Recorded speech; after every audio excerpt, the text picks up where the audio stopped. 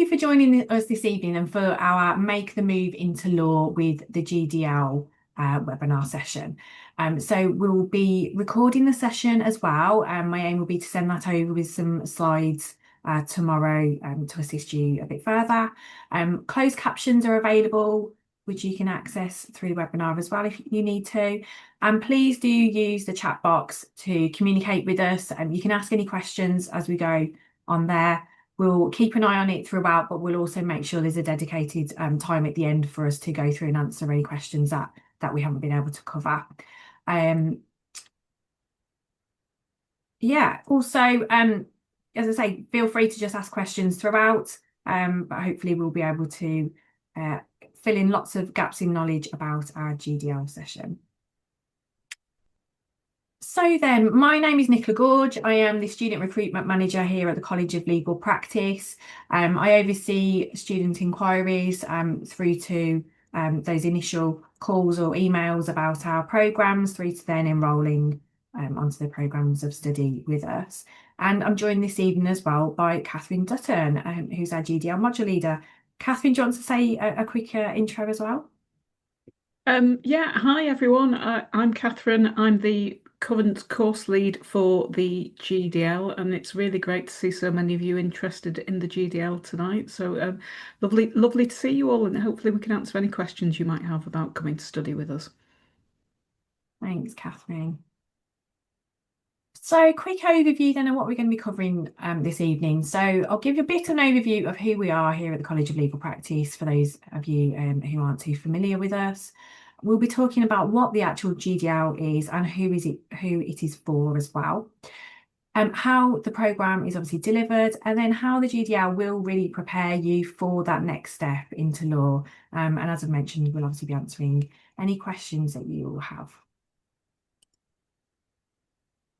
So then, for those of you who don't know, we are a fully online postgraduate law school, and we are built especially for delivering our programmes online.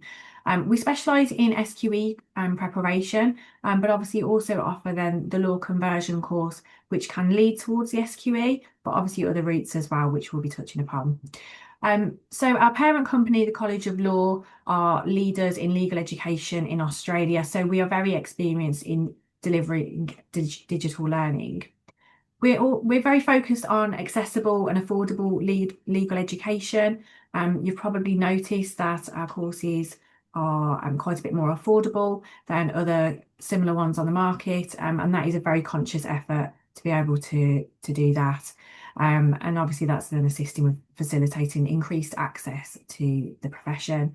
We're also very focused on being able to offer personal and flexible learning and support, which you'll hear a bit more about due to the structure of the programmes, and we offer an inclusive learning environment. So there's a number of different logos on the screen there, and we are accredited by the Office for Students. You'll see there's a number of different law firms and legal departments that we work with that are listed on there. We also partner with some universities as well in terms of the SQE preparation for their master's programmes as well. So we're very well connected from that respect. So then let's dive straight into to the GDL, and let's start having a look at it then. So first of all, what is the GDL then? So the GDL is obviously, it's a law conversion course, and it's basically covering the foundation areas of law. And we're going to be looking at this more in depth, but this is sort of a high level overview to start off with. And the aim really is to try and level that playing field with UK LLB graduates. So it's covering those areas that you might have covered had you studied that route instead. It is quite a short and focused course. It's 90 credits at level 6, and that has been a conscious decision to keep it at that to then enable us to cover just the essentials of what you need to know before making those next steps, but also then that assists with us being able to offer the more affordable course. So it's listed there. We offer it full-time or part-time for the price of £3,950. So who is it for then? People are often come to me with sort of queries about the GDL and are quite concerned that they haven't ever studied law at all, or they've only done a little bit, and is it okay for me? Well, yes, it is exactly for you. It is completely written for someone who has not gained any sort of legal qualification. So you may have gained a degree in a non-law subject. Or in fact, you may actually have studied law, but from outside of the UK, so you don't have that knowledge of English and Welsh law in particular if you're looking to go on to the SQE, or have perhaps studied UK law at all. So internationally qualified lawyers then as well, or perhaps someone who has worked in legal practice, but then not gained the qualifications in law previously as well. And then the entry requirements would be the equivalent of a UK degree at level 2-2 or above, or it is possible to join the programme if you have the equivalent of 3 A levels with a minimum of 2 years work experience in legal practice. And if English isn't your first language, then there is an IELTS requirement as well. So Kathryn's going to I'm going to hand over to Kathryn now to talk a bit more in depth about the different modules. Kathryn, is there anything else on this slide that you think you want to add, or shall I go straight in? No, no, that's brilliant. Thank you so much, Nicola. I think that's a really brilliant introduction. And I'm sure if people have questions, they can pick them up and pop them in the chat and we can answer them afterwards. And I'm happy to go into some of the meat of what we do on the GDL. And Lee's put a question in the chat. And I think that question's right on point, Lee. We're just getting there in terms of what is covered on the GDL. So the GDL at its heart is meant, as Nicola said, to level the playing field a little bit with people who have gone off and studied an undergraduate law degree, because it develops your technical and practical proficiency in what we call the foundation subject areas. So the foundations of law are really what you would see, and I'm sure you'll all be interested, but it directs at your question as well, Lee. The foundation subjects are what you would see in different ways as compulsory modules on any degree program. And they tend to be compulsory modules because the foundation subject areas are those areas that we identify as so critical to the study of law that they are required for any candidates wanting to go on to either be a solicitor or a barrister. So the foundational areas of law are those that are examined later on in the SQE. They're seen as the foundations for bar practice. We could talk a little bit more about that if you want to. But our modules are laser focused on those foundational critical concepts that you need to go on. So, in terms of our modules, you start off with a module called Introduction to Law, which covers core elements of the legal system. So, it covers things like the court structure, like the way in which an Act of Parliament comes into law. So, it covers the fundamentals of the legal system and the fundamental tools that we use as lawyers. And as well as giving you that foundational information, it gives you the skills that you need for success in your other modules. So we give you a really depth introduction to skills of legal research, of preparing written pieces and the way you need to do them for the later modules. So Introduction to Law means that everybody, no matter where your starting point is, and I can see you've put a comment in the chat, Sarah, no matter where your starting point is in terms of knowledge of the law, if you come from overseas, if you come from the UK, if you come from the UK, but you've not been interested up until now, we will give you those basic elements of understanding and basic skills to really let you go off and fly with the remainder of the subjects. So after you've done Introduction to Law, which is a 15 credit module, you then go on to study what we call the 6 substantive modules. And you do this in two bits. So you start off by studying your first 3 modules, contract law, tort law, and this is my fault, Nicola, because the last time I did this presentation, Sydney and I realised that there was one module missing off this list, and I never told you. So it could be a good quiz for us all today. Does anybody know which module is missing? Anybody want to try and tell us which module is missing? It always makes me stumble when I see that list. Excellent, Sarah. Excellent. Excellent, really well done. It's my favourite, it's criminal law. So the first three modules you study are contract law, tort law, and criminal law. And then you move on to the second part of the course, which is land law, public law, and trusts. And taken together, those are the foundational modules of any legal studies. Now, to come back to your wider point, Lee, what's not covered in the GDL that is covered in an undergraduate law degree?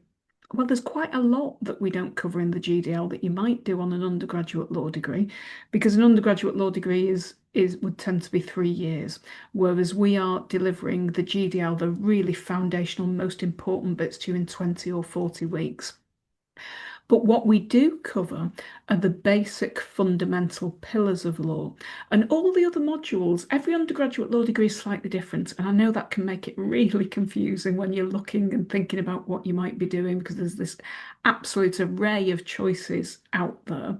And you really do have to pick what's right for you. But undergraduate law degrees, modules outside of those core modules will differ because they're all optional modules and they are different ways of looking at some of the foundational principles. So if, for example, you went and did an undergraduate law degree over 3 years, you might be offered the opportunity to do employment law, say in your final year. Employment law is a variety of contract law. So we cover the basic principles, which really give you those fundamentals to then move on and choose the route you want to take next. Now, in terms of the assessments you will face, for that first module, Introduction to Law, we really immerse you in all those concepts. So when you're studying Introduction to Law, that's the only thing you do. You get to really focus on it. And immediately on completion of that module, you spend 2 weeks on it on the full-time programme or 4 weeks on the part-time programme. And immediately after you finish that, you do your assessment. And your assessment is to answer 16 multiple choice questions in 90 minutes. So we've got a short multiple choice question test, and you get a week to answer 13 short answer questions. So 6 core modules, the other modules that you'll be studying. So that's the contract, tort, criminal, land, public, and trust. For those modules, again, when you finish studying the module, you immediately sit the assessment. So you'll have to do one essay style question. It's like a problem question. So you get given a problem which picks up on a practical area of the law, and we ask you to submit a written piece of work in response to that, and you will sit a multiple choice question test. Can I go to the next slide, please, Nicola? I'm conscious I've started to cover the next slide already a little bit because I'm dipping into how you will study on the GDL. Every single module is broken down into bite-sized chunks, so separate units that make it easy for you to study and progress through each element. So our courses are designed to make it as user-friendly as possible for you to progress. And you approach each single unit in the same way. We have multimedia resources on the course, and you start by viewing the recorded presentations on our Canvas learning platform.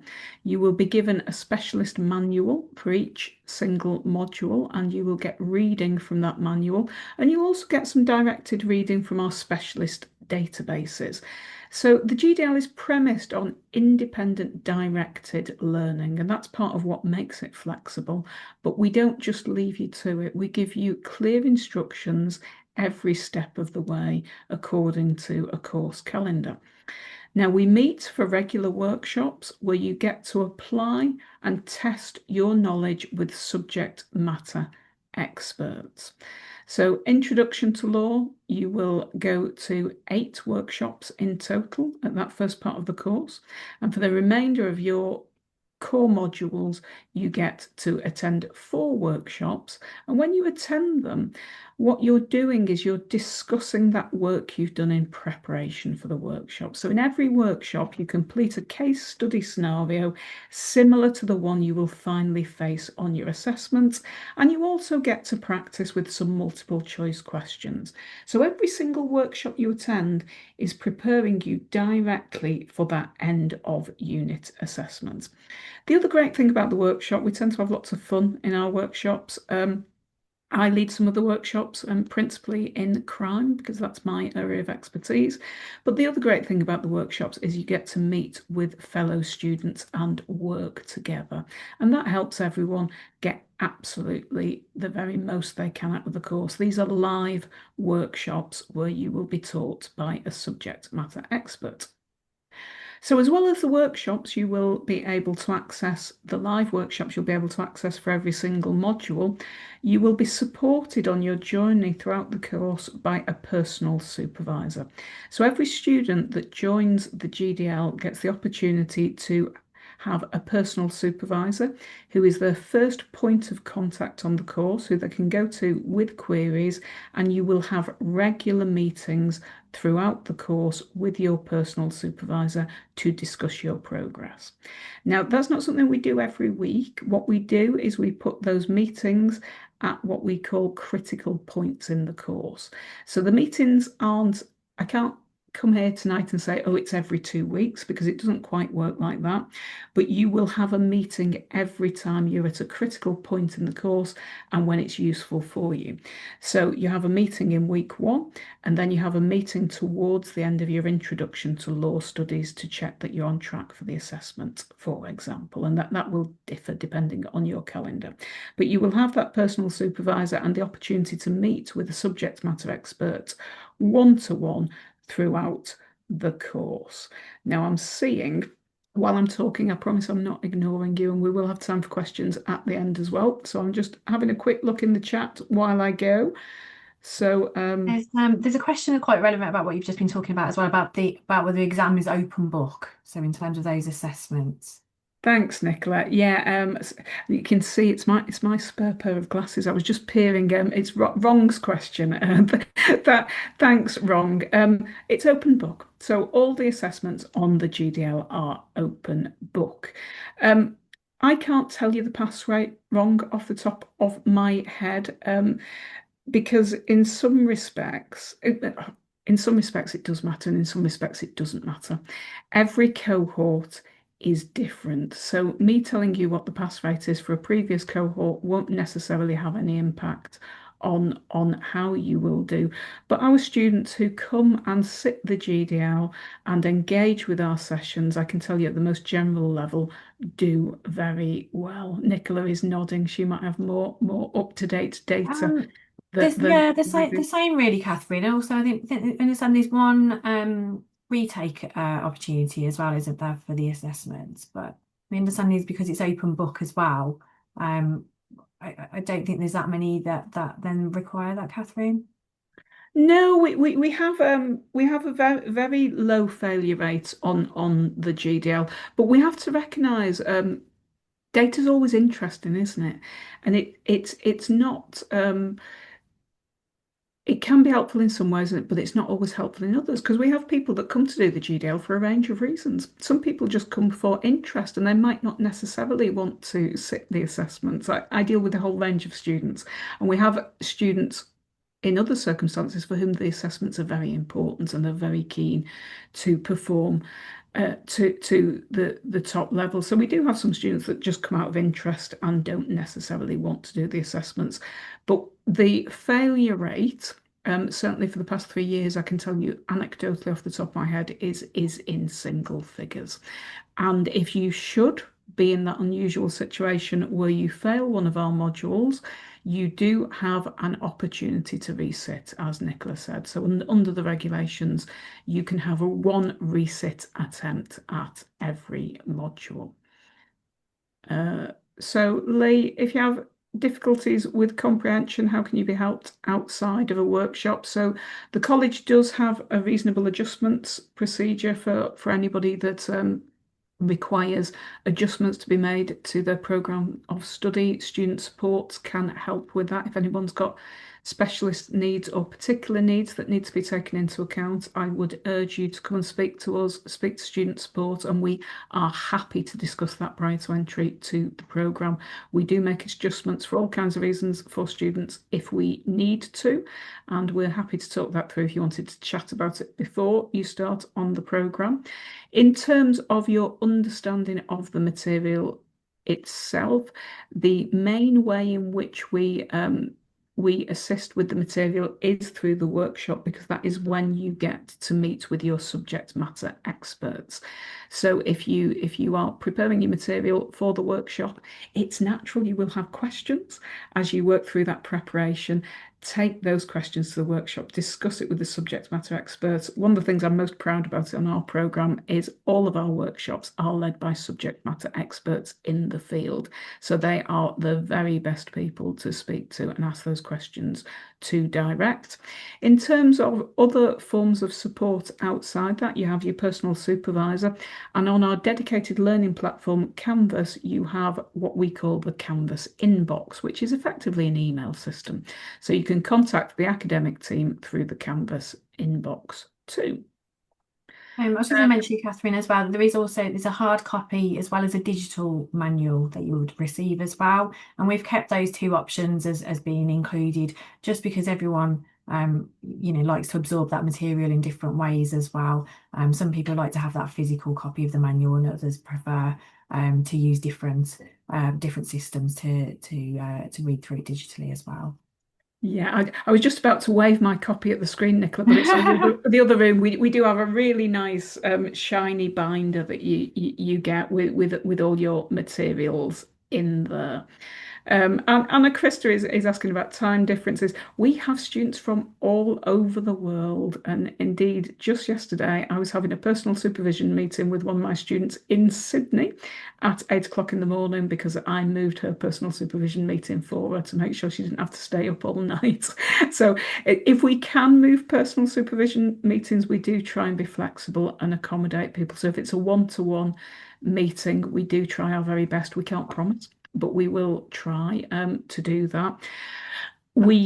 Our workshop sessions are delivered at 9 to 5 UK time, Monday to Friday. We have to do that. But if you cannot attend because of a time difference, every single group session is recorded, and those recordings are made available to you through our learning platform. Aaron, just a really quick question there about GDL grading levels. So we grade the overall award. It's a classification that you will receive when you receive the full award at the end. To get the full award, you have to pass every single module. Waleed, I think your question was about the number of resits. You do get the opportunity to resit every module if you need to. If you don't pass a module, you get the opportunity to resit it, but it's one resit opportunity. You have to pass all modules to achieve the award. Our classification levels, and there are some nuances around the regulations, guys, but I'll give you the broad classification levels. The pass mark is 50%. A pass is 50 to 59%. A commendation is 60 to 69%. And a distinction is 70 to 70% plus. I was going to say 70 to 79%. You saw my mistake. There's 70% plus is a distinction.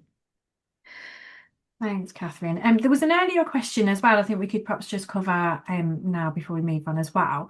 A question about what employers might feel of someone who has studied an LLB compared to a GDL, and that's a question I had from sort of an inquiry earlier today, actually, the same sort of thing, what people's opinions are of that, and then also of the PGDL as another alternative, which is obviously a longer conversion course. Kathryn, what do you think of that? Can I pick up the second question first? I'm writing it down so I don't forget. Just holding two questions in my head. I'll pick up the second one first because I think you just touched on it really gently at the start, Nicola, about our programme structure. Our curriculum design is a decision, and every institution makes strategic decisions on curriculum design. I've been teaching law for about 25 years now, and I can bore for England on the topic of curriculum design. There are different ways of designing things and different choices you can make. And it's a question I get asked quite a lot. It's like, well, why are you 90 credits and why are you designed in this way? And there are advantages and disadvantages to all kinds of designs. Our GDL is designed this way. Nicola did touch on it at the start because it lets you finish your studies as quickly as possible, but it also allows us to make our courses accessible to as many people as possible. So it's accessible, it's user friendly, and it lets you complete within a shorter time frame than a postgraduate diploma in law and some of the lengthier courses. That they're the key reasons. Obviously, there's all kinds of detail within that about how we design, but design is an ongoing process, and we work with experts in distance learning. We work with academic expertise from all over the world, and with our parent institution, College of Law Australia, who are leading distance learning providers about the best way to do this. And thanks, Nicola. Yeah, 90 credits at level 6. And this is the option we've chosen because we find for us it lets people complete in a timely manner, it gives people the best chance of success, and it lets us take a wide range of students. So that's why it's 90 credits. It doesn't necessarily mean you're learning any less or you're learning any, and you're certainly not learning any different principles. We are absolutely not phasing out Lee. In fact, I've never known the GDL to be so popular. I'm not sure where this is coming from actually, because I've heard someone say the same phrase before, and it really threw me because I'm not quite sure whether that's because other institutions perhaps had. I don't know, but I'm possibly wondering not. if it's maybe the phase out of the LPC because we do talk in acronyms, isn't it? But I don't think law conversion courses are going to fade out any time soon. In terms of differences seen by employers, there are now law is a competitive business, and there are so many people that are looking for employment in the legal sector. There are lots of students with undergraduate law degrees. I don't think that employers necessarily, and I have to give you my anecdotal experience because obviously I've not been out and surveyed employers. I have to give you my anecdotal experience and what I know from feedback that we get with the students. And from everyone I speak to and from what I hear from our students, employers really value career changing students, people that come to law later, people that have got professional expertise in other areas before they come to the study of law. So I certainly don't think it's a disadvantage in any way to come to the GDL later and to take that career change decision and complete it in a shorter time frame. It's not necessarily a big differentiating factor for employers. They look at the candidate in the round. So currently we've got students registered on the bar course aiming to become barristers. We've got students who've started pupilages. I've got students currently who range in age from people who've just recently finished an undergraduate degree to people in their late 50s career changing. And they all have different journeys and different stories.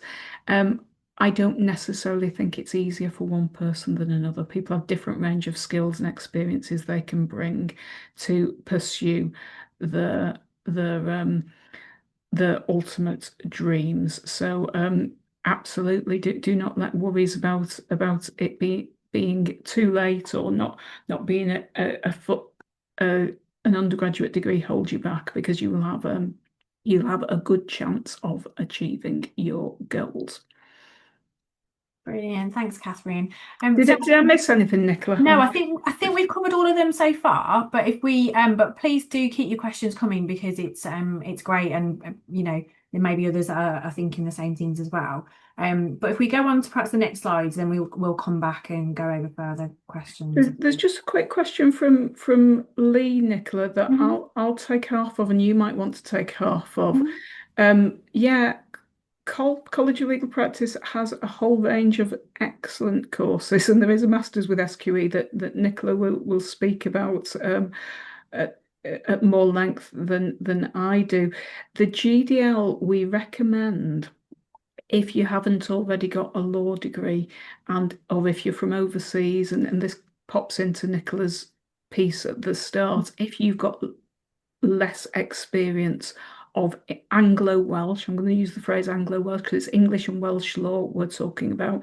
If your experience is from overseas, or do you know, I've had people on the GDL who've done a law degree, but it's been 30 years ago and it's a bit rusty, so they want to come back and they because law obviously is dynamic, it changes all the time. I teach on the masters as well. I teach on our SQE preparation courses. They're excellent courses, but they're tough courses, and they're exceptionally tough courses if you haven't studied any law before. So, if you haven't studied any law before, if it was a long time ago, if you're from overseas, I'm not doubting you will have the skills, but the SQE is a very expensive examination. Give yourself the very best head start by coming and doing the GDL first. Sorry, Nicola. Yeah, no, exactly. I'd just reiterate that, Kathryn. Our if you're looking to go onto the SQE, you have the options of studying the individual SQE preparation courses, or we also do offer the LLM in legal practice, which includes the SQE. But it isn't a conversion course. It doesn't have an introduction to law or anything like that. The very first module is the SQE1 preparation, so you are literally going straight in there. So we do always recommend the GDL as that sort of stepping stone first of all, get that foundational knowledge, that basis, to then progress on from there. Okay, I can do the next slide, Nicola. Okay, lovely. Let's just move on.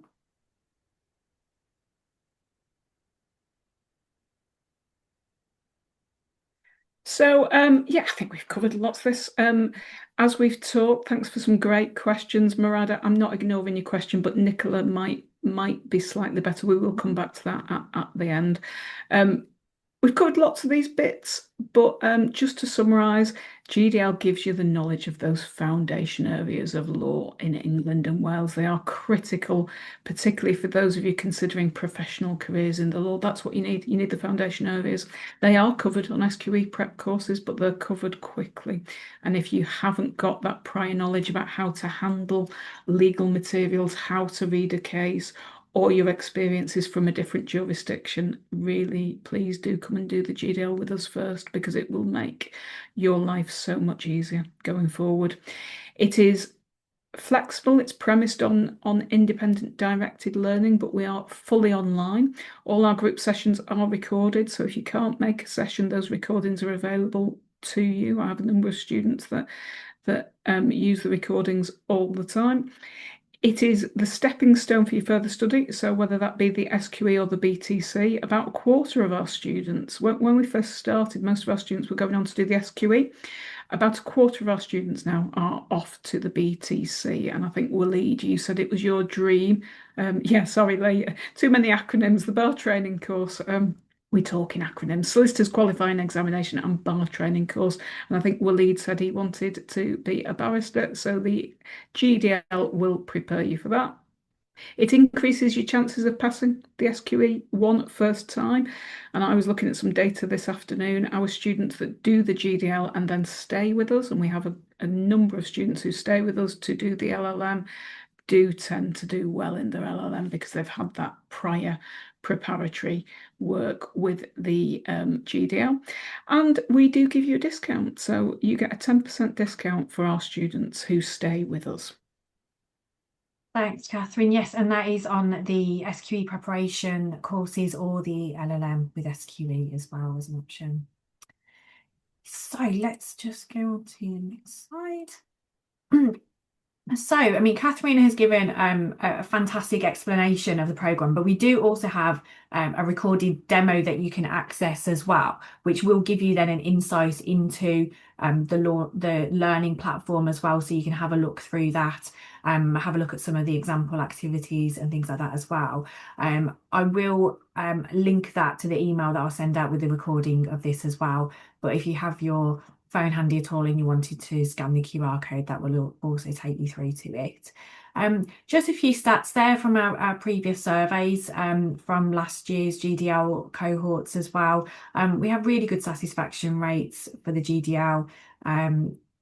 The cohorts are always really well engaged and really enjoy the courses and enjoy the exposure that they have to the subject matter experts in both the workshops and the supervision sessions there as well.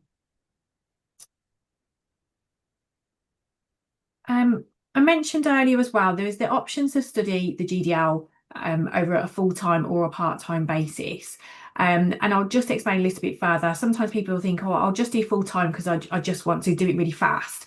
But what we would encourage you to do is just consider your own circumstances as to which ones actually would fit best in with your lifestyle, really, to make sure that you do have enough time to study for the programme. So the cost is the same regardless because it's all the same material. It's just stretched out over a longer period of time if you do look at the part-time one. So the part-time programme is 40 weeks long.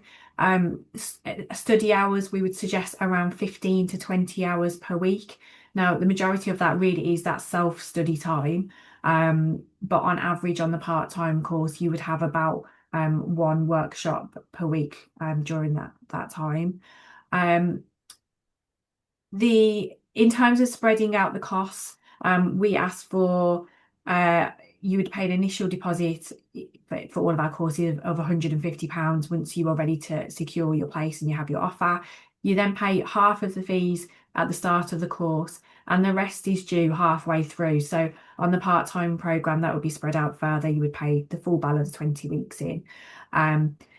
Obviously, if you are working, then the part-time one, if you're working certainly on a full-time basis, I should say, we would definitely recommend the part-time one as being the better option to fit around your working patterns there. And also, obviously, outside of work, you might have other, a lot of other responsibilities and caring commitments and things like that. So we would always encourage the part-time one. But if you can dedicate a lot more time, we have the 20-week programme, the full-time one as well, which we would say is around 30 to 35 hours of study time per week. That might be a bit better suited if you think, yes, I do want to get through it quick, but I can just dedicate that amount of time per week on that as well. Just see a quick question that's relevant to this page as well. A workshop still during working hours. They're all still delivered between Monday to Friday, 9 to 5. We can pick up a bit on this as well a little bit further now. Kathryn, you mentioned obviously the workshops are always recorded as well. But I know you have also mentioned how great they are and are engaging when people are interacting. Obviously, we're trying to sort of offer the best of both as well. Some of our students will just be watching the recordings, or certainly a proportion of the recordings. Is that right? Rather than being able to actually attend them all. Yeah, absolutely. We have students that do struggle to attend the workshops and watch the recordings, and that they manage, and they still have a good experience of the course. I do know sometimes when I talk to them, they would like to come to the workshops, and I've had students, make great efforts to come to the workshops, and sometimes it might be possible. Sometimes even within your working day, I also get students who come to the workshops who might be at work, who listen in, and that's okay if that's what you can manage. But really, for the very best experience of the course, it is better if you can come to the workshops live. On the part-time program, we do what we can in terms of scheduling things on the same day every week to allow you to organise your schedule. So we do try and do that as far as possible. We don't do that on the full-time programme because really the full-time programme is most suitable for people that aren't working or they're only working part-time. It would be an expectation that you would be attending workshops. Yeah, and the workshop sessions are 2 hours at a time. And what was I going to say? Oh, yeah. Sorry, what was I going to say to add to that? Yeah, I was going to say you get your schedule at the start. That's what I was going to say. So you would know from the offset, obviously, when those sessions are. But as you mentioned on the part-time one, the first couple of weeks is a few more sessions, aren't there, Catherine, to start off with those introductory ones. But generally, it's about one a week. So is there the times there where you could maybe just juggle your work a little bit, have a longer lunch break, for example, and adjust that. I appreciate everyone's different, and some people might be in a a position at work where it's not something that can be altered at all. But those are things we would advise you to have a look at, and if that's an option at all. Yeah, absolutely right, Nicola. And I think this pops in with Lee's last question there. Workshops 2 hours. Okay, so you get every workshop we have are 2 hours in length, and we try to have a little bit of a break in the middle. 8 workshops for introduction to law, 4 workshops for each of the remaining subjects. Brilliant. Um, I think quite a lot of you who had registered for this evening's session was looking at the intake that's coming up. So we do have an intake starting 19th of January, and actually the full-time and the part-time one is starting on that same day. We would encourage you to apply now if you haven't already, if that's the intake that you're looking at. Um, Applications are open now, so you can apply and get your offer that way as well before Christmas. But we are still accepting applications as well until the 8th of January. And I'll discuss now as well. There was a question earlier about if someone didn't quite meet our standard entry requirements, such as a 2 degree or above as well. That is our standard request, but we will also still consider someone who doesn't meet those sort of standard parameters really. What we would suggest is do complete an application, attach your academic documents, but also attach any other supporting evidence. The admissions team will normally ask for a personal statement, perhaps just to explain sort of circumstances, perhaps why you felt that you came out with that lower grade.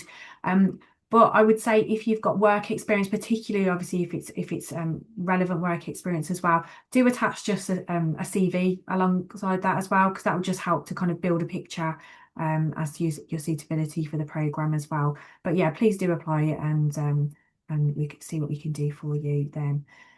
So yes, January is the next intake. The one after that will be around sort of summertime as well.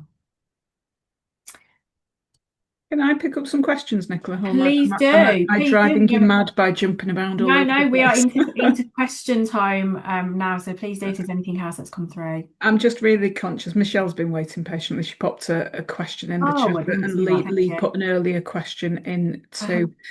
So Michelle, my excellent colleagues like Nicola in student recruitment would be happy to talk you through the whole route at some point. And we do have information on our website, the SRA website and the Law Society website as well. I've also got some really great guides on that kind of full route through to be a solicitor. But just in terms of your specific question, you don't need the LLM to become a solicitor. What you need to become a solicitor um, under the new framework, I'm still calling it new because I was doing it when it was the old framework. I know it won't be that new to you guys, but you need a law degree or equivalent, a degree or equivalent experience, a Mm. degree or equivalent. You need the SQE. So the degree or equivalent, I'm tripping over it because the GDL will suffice for your degree or equivalent bit. That's one bit of the jigsaw. So you need a degree or equivalent. GDL will sort that bit out for you. That's the bit of the jigsaw it gives you. The other thing that every solicitor of England and Wales need now is the SQE examination. The SQE examination is a separate examination run for the SRA by Kaplan. Our programs, the programs that the College of Legal Practice runs, are preparatory courses for that. We do not run the examination itself. Now, all of that means if you've already got a degree, it's entirely possible for you to go and sign up for the SQE and sit it tomorrow. Under no circumstances would I ever recommend that anyone does that because it's a really, really challenging examination. So, to give yourself the best chance of success, is to do a preparatory course, and it's to prepare yourself in the very best way for what is a very challenging external examination. So if you've got no prior experience of the law, GDL. If you've got prior experience and it's relevant to England and Wales, consider the LLM. You can't really, you could just do the GDL and then SQE1, as I said. The issue with that is the GDL teaches you the foundations of English and Welsh law, but the SQE examines 13 separate practice areas. So we teach the fundamentals on the GDL. We will teach you criminal law, but the SQE examines 13 practice areas, one of which is criminal practice. That's not part of the GDL. It would be part of an SQE preparation course. Did I cover that in a way that made sense, Nicola? Or is there anything that you would add? Yeah, I think so. And yeah, it's just to pick up, as you've said, the options really to then study towards becoming a solicitor once you've got that foundational knowledge would either be go on to the individual SQE1 and then SQE2 preparation courses, and you really do just treat them one at a time. Study for the SQE1, take the exam. Once you've passed that, then move on to SQE2. We also offer the LLM in legal practice, which includes SQE1 and 2 as part of its modules.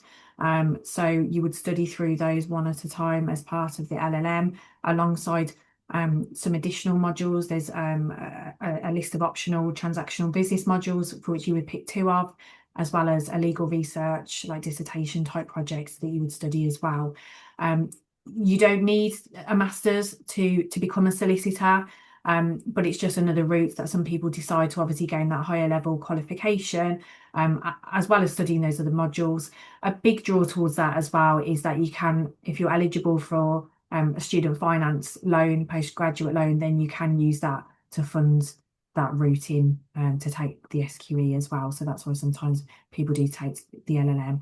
But otherwise, just you can look at just the individual SQE1 and 2 preparation courses. And there's quite a bit of flexibility there in terms of the sort of timescales that you do that over. Which leads on a bit to, I know Lee was asking about how soon should someone just finish the GDL and go straight on? What's your sort of thoughts on that, Kathryn?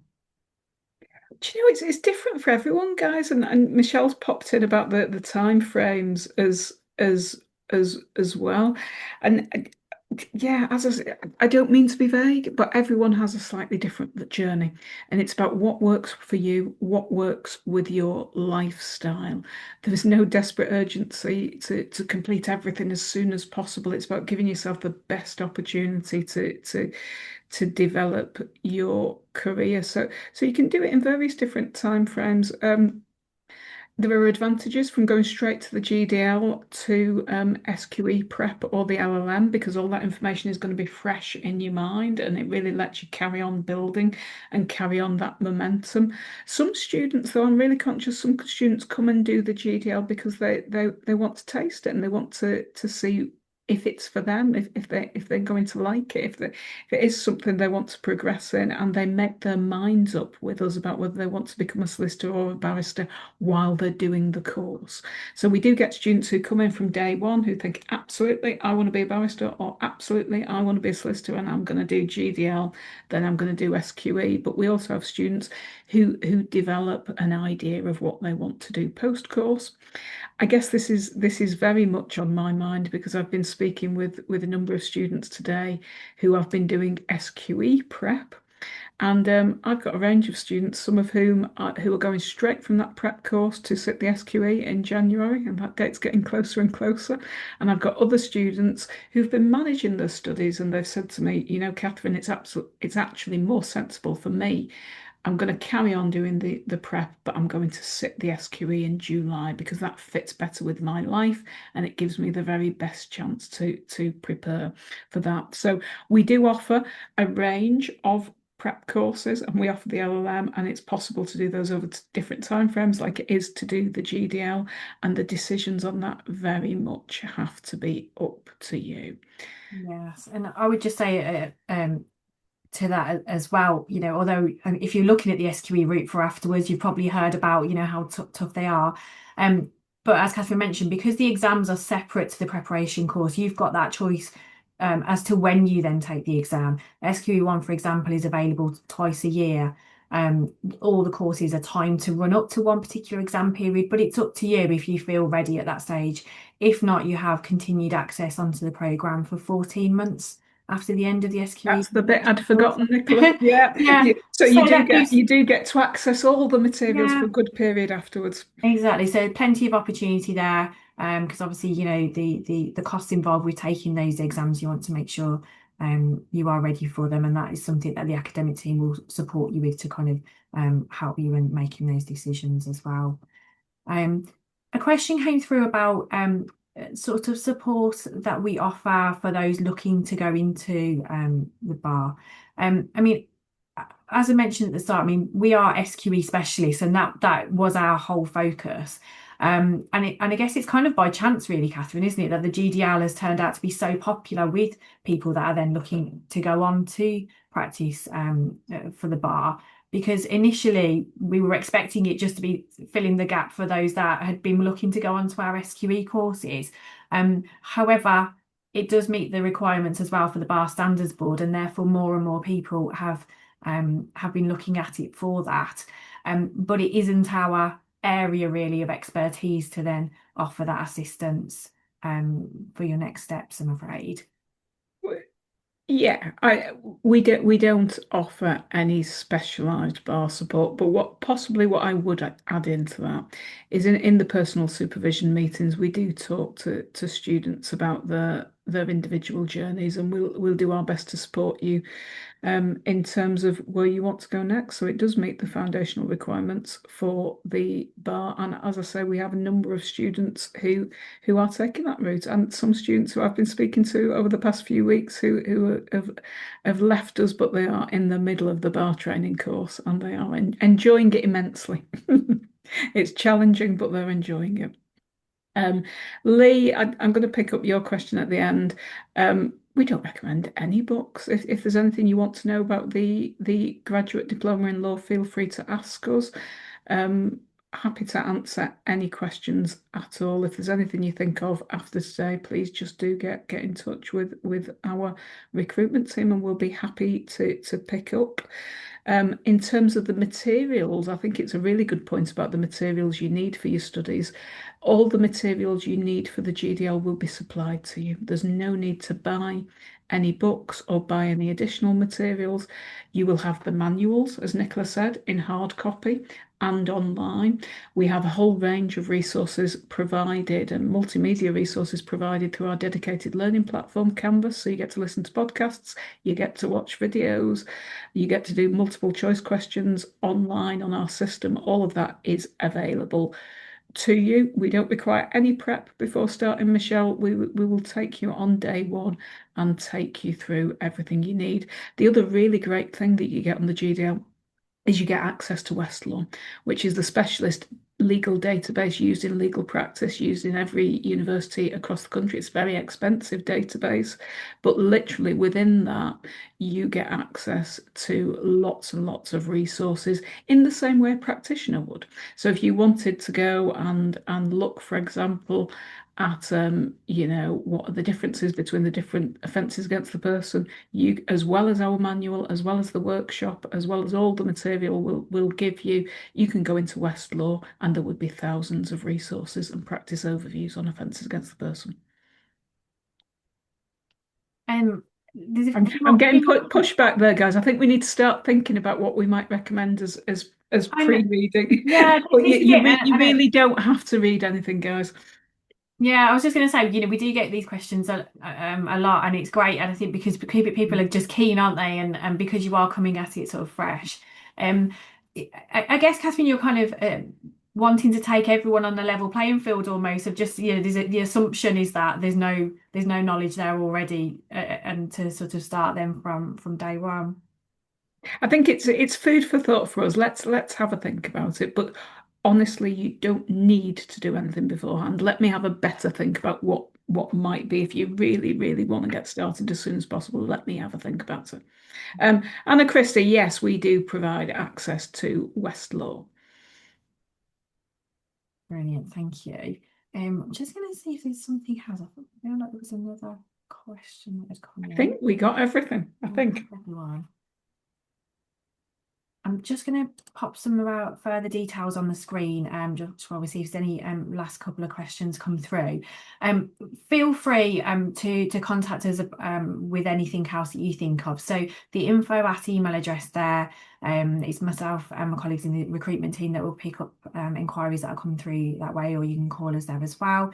You can also book in for a one-to-one chat. And I really would recommend, if you haven't done so already, to subscribe to our newsletter, because then we do continue to provide further useful information then about not just our programs, but SQE information and things like that as well, which can be useful for you.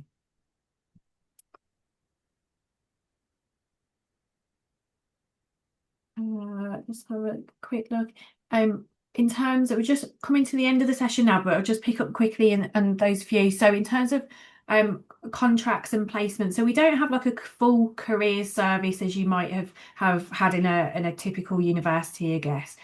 What we do is we will offer support in terms of, we regularly put together articles and run webinar sessions around sort of getting into the industry really. There was a webinar session last night, which if you didn't attend will be uploaded onto our YouTube channel soon as well, with a number of solicitors from different areas of legal practice or from different backgrounds that are sharing their advice and experience.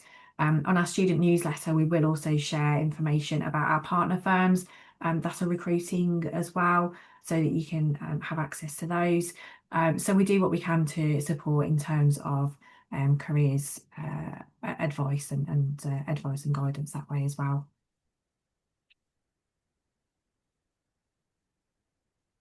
Lovely.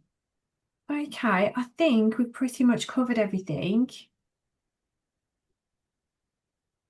So thank you so much for joining us this evening. It's been a really I really appreciated how engaged everyone's been and how many questions have come through, because that's what we just love to put these sessions on for, just so that we can try and answer as many queries that come through really. But please do take the opportunity to follow up with anything else that you have, anything else that you think of afterwards that you want to know. We'll be happy to support you then as well. Just a big thank you from me as well, everyone. It's lovely to meet you all, and thanks for taking the time out this evening. And if there is anything we can help with, get in touch. All right then. Thanks very much, everyone. Thanks. Thanks, everyone. Bye bye. Thanks, bye.